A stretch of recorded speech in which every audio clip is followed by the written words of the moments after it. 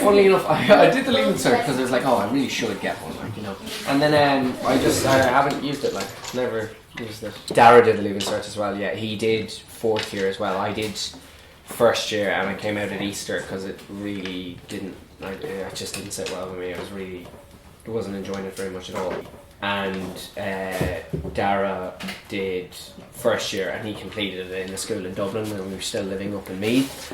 And then he did fourth, fifth and sixth year in school in Carlow, the same one I went to. I was 16 when I decided to go back into fifth year, and I was kind of sick of spending so much time there. Adjustment wise, I don't think it was particularly hard. I think one of the things that I did find difficult was, though, definitely in first year interacting with that amount of people all my own age was very weird. But more so because it's like there's so much, what I found was that there's a huge amount of judgment that goes on. That definitely, for the majority of people that I was friends with or would have met in school, it was not conducive to their emotional or mental health, like, you know, having that sort of level of judgment and all that.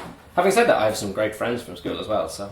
I also, though, as well, the brother who's closest to age in me, Emmett, is a year and a half younger than me, roughly. So he's always been a really good friend and stuff like that. So it's kind of like having a little bit like not really like having a twin, but a little bit. It's like we'd always hang out and stuff like that. So I'd always have that sort of companionship there. So even after like coming home from school and stuff like that, we'd play something. Even if it was just going and kicking a ball together or something like that, or playing a bit of music together.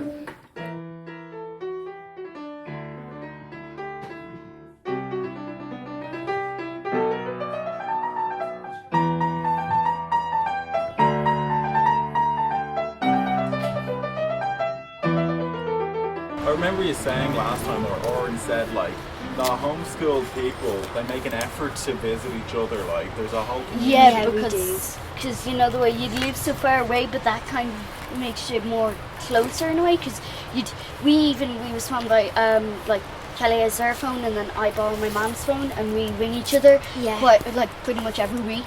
Yeah, several times a week. And we email each other and stuff, so we do keep in touch, and then we meet up at like hen meetups at the Bigby Barn and stuff like that. When's the next BBB? It's on the 3rd, remember? Oh yeah, 3rd of December, because we do like, you know, classes. Yeah, I do drama and ballet. And I do gymnastics and yoga, where of course nobody really talks about yoga because I'm the only kid there. But in gymnastics, at least, everybody is like asking me questions like, how does that work? And they don't seem to get that it's free. It's like, do whatever. It's freelance, kind of, for want of a better word. But look how shiny she's getting. Yes, she's like, thankfully, finally, somebody's actually paying attention to my coat. She's like, what the hell is going on? I am beautiful. She's like, oh my god, new people, they might give me treats, they might... Bones! Bones! Treats! Yes. Good thoughts.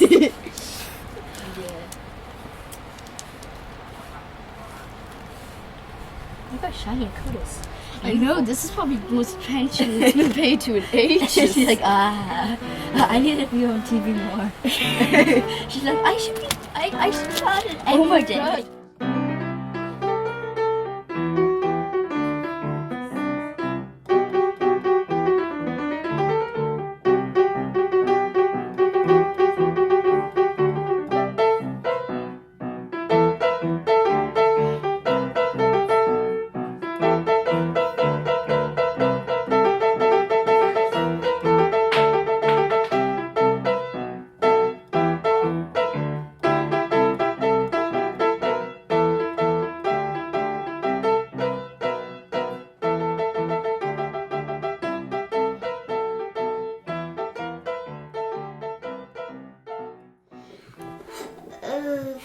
I'm not interested in maths anymore. But most of the day it's piano and electronics and ping pong. That's the most of the day. The rest of the day is your normal thing to eating but most of the time I'm chasing the cash. If you aren't homeschooled, I would say it's more of you decide you want to be homeschooled or not, other than other people, grown-ups, decide. But I think if people enjoy school, then they want to stay in it, they can stay in it. But it's not like people have to say, oh, I don't want you to go to school. Most people don't know you have a choice. I wouldn't like to go to school because it's getting up so early in the morning, going for like a few hours or so, and doing nothing but learning how to count and maths. Like, what about yourself, Elva? Would you have any idea if there's a particular thing that you want to do when you're older? Acting. Yeah, she's so dramatic. I think Oren would make a very good actor, but Yeah, he would. because he was hilarious. He played Pepper. I think we better let it go, actually. Yeah, because- she's looking too rushed. And she's getting a bit tangled. Have a nice spot, Pepper. Probably gonna go mud herself up now. And then, but he said that he wants to do music instead of acting, and he was like, no, I'm going to do everything Emmett did, but I'm going to do a year earlier. And I was just like, do you know how hard it was to get Emmett into college? At first they didn't accept him.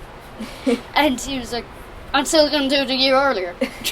There's this thing because Emmett, Oisin and Oren kind of have a very close who's mom's favourite kind of thing, because they know they can't take mine, Dara's or Amy's place, because Amy's the youngest, I'm the only girl, and Dara's the oldest. So they know those positions are never going to be overrun, obviously. So they just try to compete between themselves. But a friend of ours keeps posting this hilarious thing on Facebook. My children always argue about which one's my favourite. I don't get it, because I don't like any of them. It's ridiculous. It's really funny. It's healed a lot. The past few days. Most people don't have hemophilia like me, and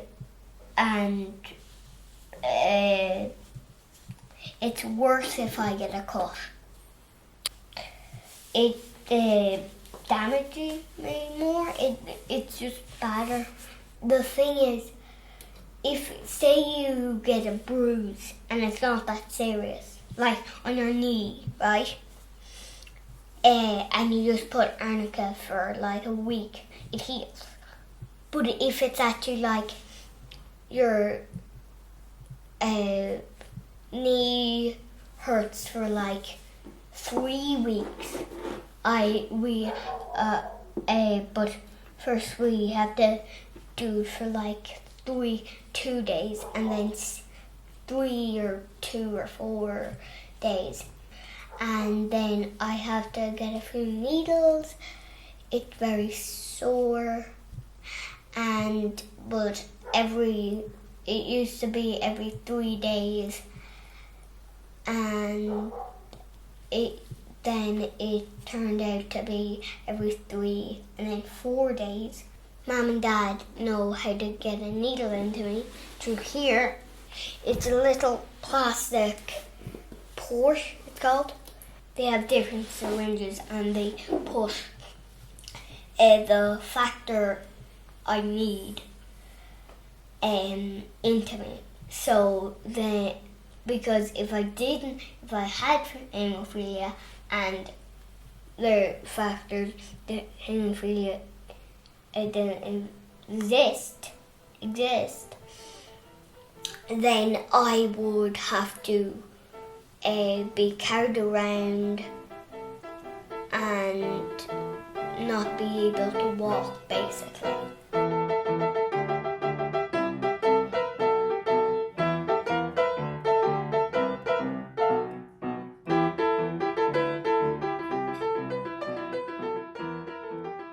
We were convicted of failing to cause 2 children to attend school in June and December of 2013. And then the penalty for those were fines, and we had until March of 2014 to pay those.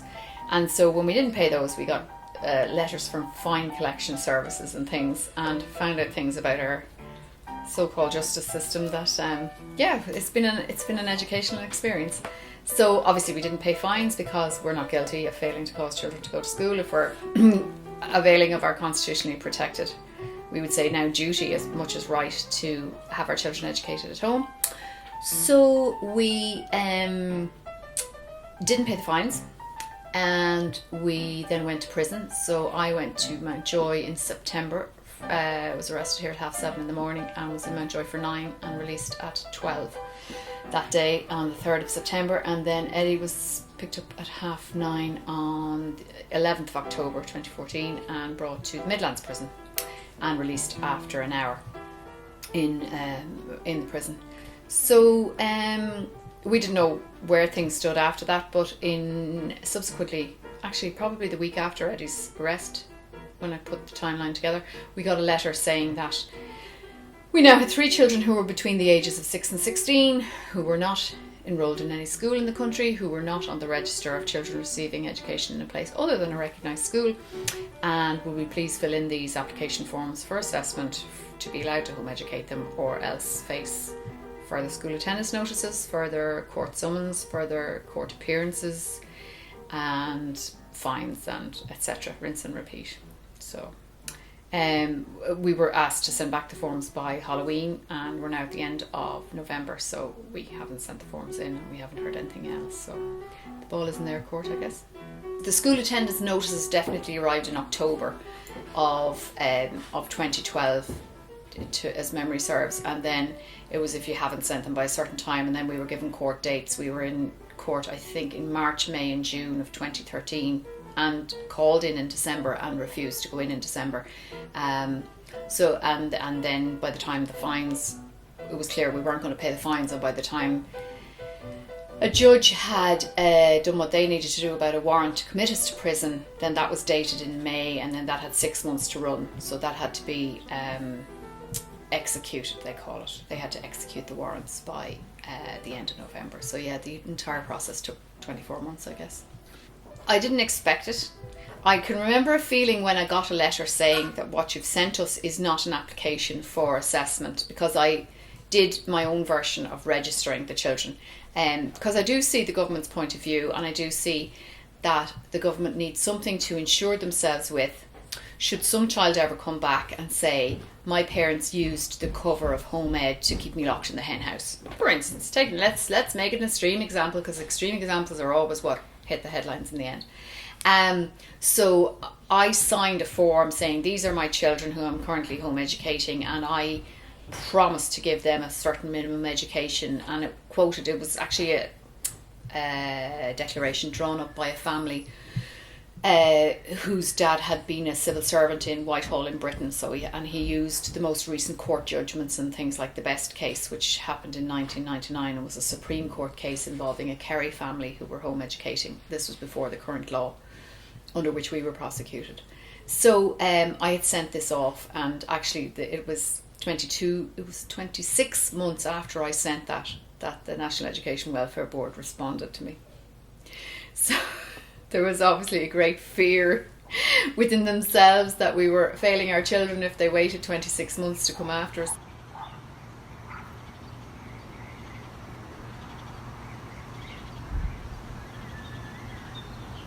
And then it was another 2 years when we got the letters kind of started to get a little bit more, would you please send in the forms? And, there are consequences if you don't send in the forms. So I would say I sent the first declaration in January 2007, and the response officially came in March 2009. So the whole thing has actually been taking a long time. And if you look at the span of our children, the span of our ages, of the ages of the kids we've been home educating, I guess we've been doing this since 1986, really, when the first child was born, because we would argue that home education is just really a form of parenting, and that really, if you're going to take the official stance that we need to ask permission for this, then really you need to ask us for permission to be parents in the first place. And we think that for most of the Irish public at the moment, that's probably a bridge too far, and people would feel that that's a serious encroachment on a family's right to decide, you know, how they would like to educate the young. Was I surprised? I suppose I can remember getting the first threatening letter and actually feeling, oh my God, there could be negative consequences for standing up here. So yeah, I guess I was shocked at the idea of going to prison.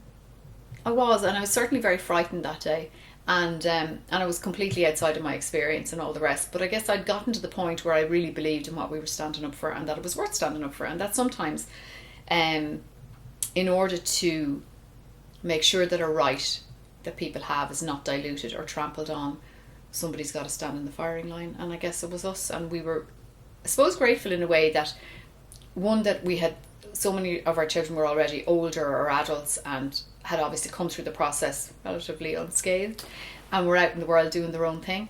But also, more importantly for us, that the kids really supported us, and that they all said, particularly Oisin, who sat all day with us in court, and when it came to the last minute and the judge said, look, see if you can make an arrangement between yourselves before I convict you, you know. And we kind of looked at each other and said, do we have the stomach for this fight?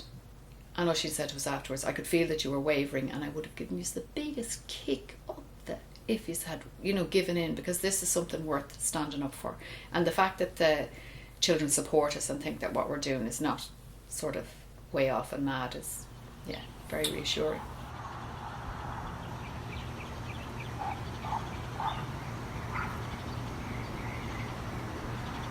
Best case scenario for us is that the people who invented the Education Welfare Act, which became law in 2000, would see that putting truants and home educators into the same law was a daft idea at the very start. To see that, actually, do you know what, that wasn't really well thought out.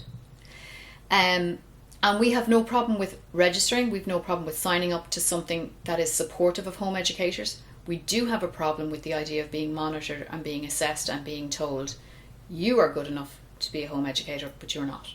Either the constitutional rights of the country belong to all the citizens of the country, or they don't.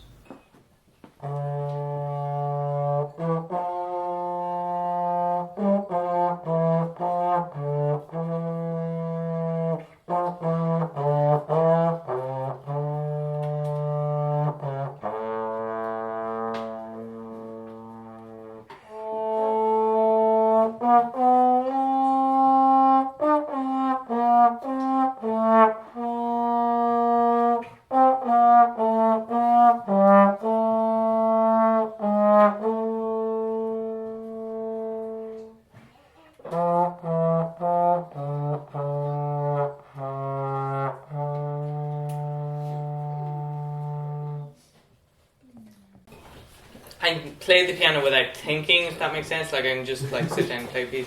But I probably prefer the trombone because I'm doing a kind of, you know, a classical kind of thing, structural thing.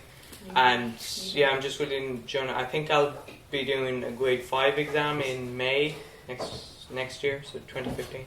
And looking forward to that. So it's mainly music now that you're doing, like concentrating on? Yeah, music and you know, writing and stuff.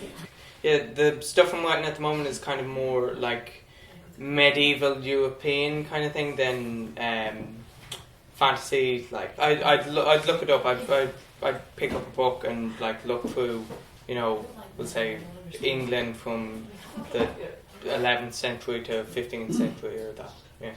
I'm kind of more interested in kind of the cultural things people would have done than like in, you know, 1296 King Henry, you know, conquered this place, you know, because then you can kind of adapt that into your story. Like the things, like I'm in an orchestra and an ensemble and a brass ensemble, and that's kind of what I go to weekly, we'll say. Like I think Carlow College of Music has, I think, a festival every year, and so I participate in that, and that's fun.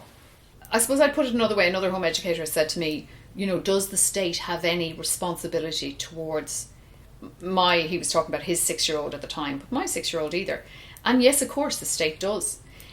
What the state should be doing is supporting families and making sure that families are able to provide decently for all children in the community. Are they doing that? No. Is going after home educators a way to help one educationally or otherwise neglected child in this country? I would say no. Is imprisoning me and my husband a way of, you know, vindicating the rights of any neglected child in this country? I would say no. What has been achieved by any of that? So if you've used this mechanism, which you might say is a sledgehammer to crack a nut, it hasn't improved the welfare of one child in the country, then maybe it's time to go back to the drawing board. Do you know? And we have requested a meeting with the minister. It's on record in one of the papers after I was imprisoned that the new Minister for Education, Janet Sullivan, was very concerned about our case. Now, neither she nor any member of her party or her government or our local Fine Gael TD have been in touch with us to convey that concern. We've written to them and received no reply in terms of, like, give us 45 minutes of your time, we'll give you a way that this can be sorted so it won't be embarrassing, you know, that Ireland is imprisoning parents who are doing a good job, do you know? And I mean, on the whole issue of neglect, I really don't want to seem blasé about it, because we have fostered 22 children over 10 years in this home. We do know something about what happens when parents are, for whatever reason, unable to do what they should do by their children. And we've done more than just think about it and talk about it. Like, I've yet to have somebody come to me, I think, and say, what about neglected or abused children, who's actually done something about it. And we have. In our kids, and our home has been turned upside down by some of the kids who we have welcomed here over the years. So we've actually done something about it. But I would still say that imprisoning myself and my husband, fining us, convicting us, hasn't improved the lot of any child. So can we please think about some other way of approaching this now, maybe?